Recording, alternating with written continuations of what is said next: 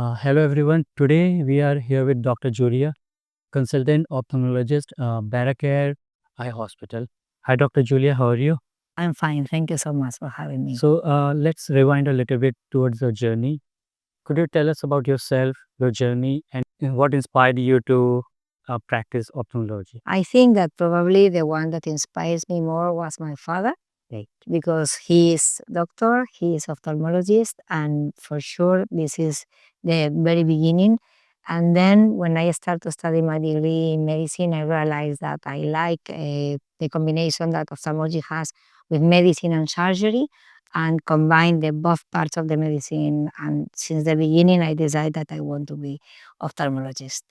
You have over 18 years of experience and have been part of Barraquer family since 2003, I believe. What changes in ophthalmic practices have you witnessed both in Spain and UAE during your tenure? No, it is a long question, because the ophthalmology was one of the specialties that has been changing too much in the last years, because we have more technology. This is clearly different since the last 10 years. AI, so the medicine is changing here, changing in Spain, changing everywhere. And Barraquer Eye Hospital is a hospital with a lot of technology. So it's one of the hospitals that has more the change very evident. So really it's being changed. Like, would you like to shed some light on what kind of technological advancement equipment the Barraquer hospital is using? Yes, we have all the devices that you can imagine. We're very lucky to work in here, because really Barraquer in Spain and Barraquer here has different, for example, topographies. In most of the hospitals, they have one topography. We have here 4 different topographies, in Spain even more. Right. So really, we have the most advanced technology in all the fields that you can think. In ophthalmology, more than other specialties, we have a lot of technology right now. As we talk, you have like 18 years of experience. Can you talk about some challenges or cases you have managed? Some I'm specialized in glaucoma surgery, pediatric, and cataract surgery. So the cataract surgery, since the very beginning, was more or less the devices are very similar. In glaucoma, now we have a lot of change. Minimal invasive surgery, different devices to check the optic nerve, to check the visual field, new technologies to check the progression in this field. So in glaucoma, yes, we have more, clearly more changes. In pediatric ophthalmology as well, it's a thing that really is not the one that is changing more, but as well we have new devices that are portable and easy to check the kids. So as well, we have all these devices here that help us to be more effective in our treatment. Right. So the Barraquer Eye Hospital offers a comprehensive care, including glaucoma drainage implants and mix, like microinvasive glaucoma surgery, Yeah. among other treatments.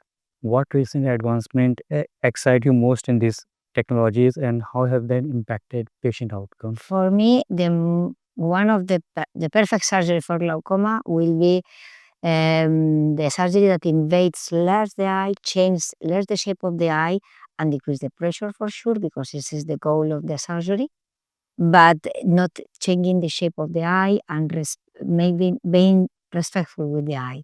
So these new technologies go in this way. So trying to change less the eye, trying to invade less the eye. So these microinvasive surgeries, this is one of the things that we're trying to do in glaucoma, because the first glaucoma surgery were really, really perform and complicated to follow. And now we have other options that really is very helpful to be able to do less invasive surgery. So this is the real aim. Right. I believe you have also been part of Elena Barraquer Foundation pro bono expedition in Africa. Yes. Could you tell us about those experiences and their lasting impact on your professional and personal Yeah, experience? honestly, this type of Elena Barraquer Foundation is amazing.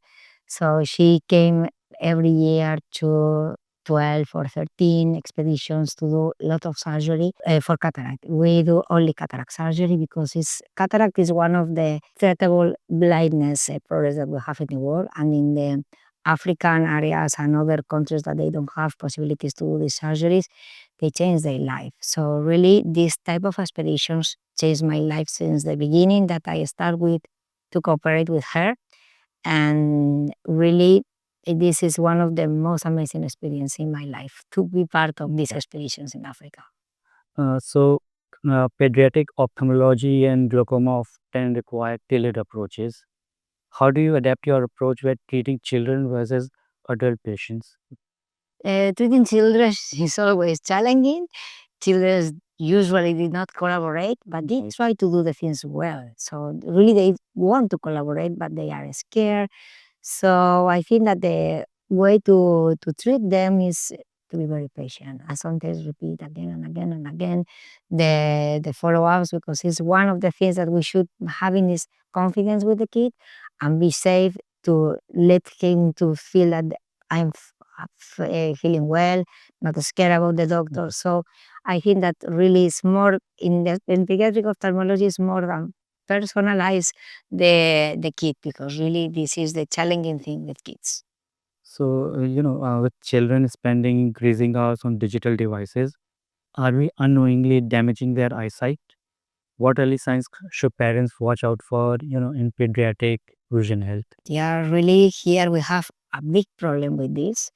In the consultation, we try to explain to the parents so dangerous it's to stay for a long time in the screens, and they are changing not only the eye, they are changing the brain, they are changing their habits in leisure and everything. So yes, we should advise them not to spend more than 2 hours a day. Not as my opinion, is the opinion of the World Health Organization. Less than 2 hours a day with screens is more than enough, and even is too more. Because to stay for a long time in near distance can increase myopia, and we have right now a big pandemic of myopia in the world. Is increasing, and the kids that they are overusing devices, we know that the myopia grows faster. So for sure, we should explain to the parents, explain to the kids even, because they are able to understand most of them what is happening now with the overusing of devices, and should try to decrease the schedule to exposure to these devices. Considering the nuances of child's visual development, what special strategies or technologies do you deploy when diagnosing and treating pediatric eye conditions at Barraquer? I think that one of the important things that always we make some campaigns in the back to school, always making a little pressure in this, is of the lazy eye. Lazy eye is a condition that the kids is not going to complain never, because they have one eye with good vision and the other eye is the one that is lazy. And to detect this, you should look for it. So the thing is to come and bring the kid, even if they are asymptomatic, even if they don't have any complaint at all. It's advisable to make a comprehensive assessment before 5, 6 years of age, including everything, checking the eye, checking the retina, checking the correction, checking the visual acuity. Even being completely asymptomatic, sometimes the kids they have vision in one eye and not in the other, so look for it, and we can treat this before 6, 7 years of age. But beyond this age, it's irreversible. So it's very important to detect soon and to treat as soon as we detect it. So this is one of the main important things that keep in mind for the parents to bring the kids, even being asymptomatic, is one of the important things. So, does Barraquer Hospital also organizes workshops or campaigns where they are educating parents and children about awareness, getting awareness? Yes, exactly. We try. We try to make campaigns in the schools, to make campaigns in social media, to make some marketing campaigns about this exactly. Because, for example, in Spain, we have a campaign in the public hospital that they detect the lazy eye. It is the early beginning of the stage of the childhood. But here, if the pediatrician don't think about this, sometimes we found kids with 11, 12 years that they don't know that they have no vision in one eye. So really, we should make pressure in pediatricians, in schools, in nurseries, in the schools, in everywhere, to recommend the parents to bring the kids to make a comprehensive assessment. Could you tell us about the latest advancements in ophthalmology and how these innovations are improving recovery times and patient outcomes? I think that really the AI is inviting us in everywhere, and in ophthalmologists as well is very important. We have more technology with images technologies because the images as pictures, devices that make Right. pictures and compare between them with AI is this is the real thing that we have. Really, some of these technologies can detect changes in the eye even earlier than the eye of a doctor. So Okay. I think that really this technology for us is helping us a lot, for sure. Our part is important, but this technology is helping us a lot to detect the change, to detect the progression of some disease that they are very progressive, very slow, as for example glaucoma. And this type of new technology, sure, is for us, is changing everything. So coming to my last question, looking ahead, what do you see as the most exciting developments in ophthalmology that will shape the way we diagnose, treat, and even prevent eye disease in the next decade? I think that probably AI is gonna take a part of this in the diagnosis and detect the patients that they have problems and they don't know, to detect all these asymptomatic disease. So the worst part of the detection of the disease in the ophthalmology is one that they don't have symptoms. Because if the vision decreases, the patient comes. The problem is when the vision is not decreasing at the beginning, so to detect this, I think that probably the new technology is going to help us to look for this screening in the normal population that they don't have symptoms, Right. to look for the problems, I think. Right. I think that is all. Thank you so much for speaking, Vipar. Thank you so much for having me and for the interview. Really Thank kind. you.